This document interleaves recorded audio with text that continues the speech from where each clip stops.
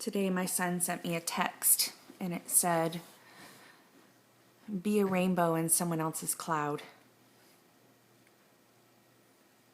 And I thought that was really sweet.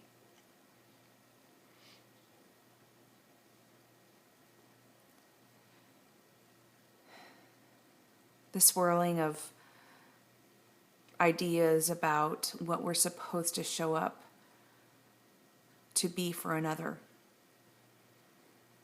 what we're supposed to show up to represent, or what we're supposed to show up to mirror. Or even I hear sometimes people saying they have a responsibility to how they behave with others, how they interact or how they respond.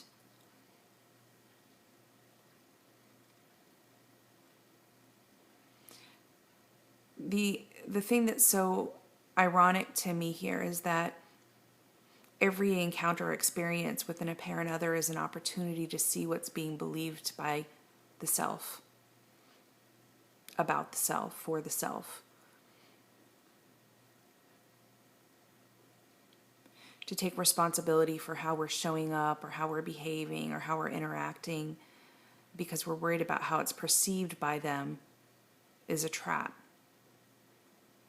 Because it doesn't come from a place of authenticity or truth or integrity. It comes from a place of fear.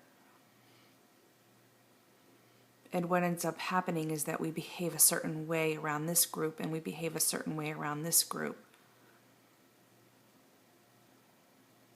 The reality is whatever is showing up in that moment is an arising happening. None of it to be judged. If anger arises or fear or jealousy or deception, it's all an arising. None of it to be pushed away or shoved down, but all of it to be seen as it is. And as all of it's accepted as it is, less and less of the fearful, jealous, angry stuff arises, or it slowly begins to fade into smaller and smaller fragments. Not because anyone's doing anything, but because there's pure noticing of it. It no longer is attempting to catch the attention that it once was. Someone that used to perhaps really push the buttons no longer pushes the buttons. There's just a complete acceptance of what's showing up.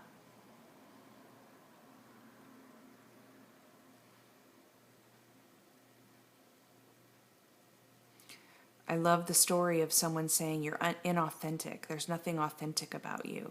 How is that possible? Whatever is arising in this moment is all part of that which is unidentifiable or unknown as a thing, a separate thing.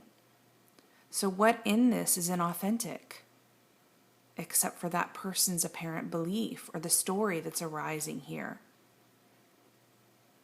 Whatever is showing up will be loved exactly as it is, even if what's showing up is exclusion.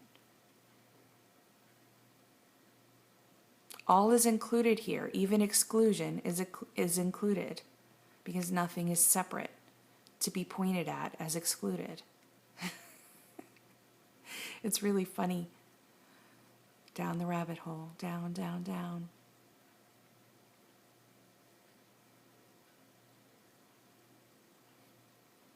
Snippets and fragments of words about nothing, meaning nothing, saying nothing, yet all pointing to this, which doesn't even need to be pointed to. How much funnier is it than that? Loving and loving until next time.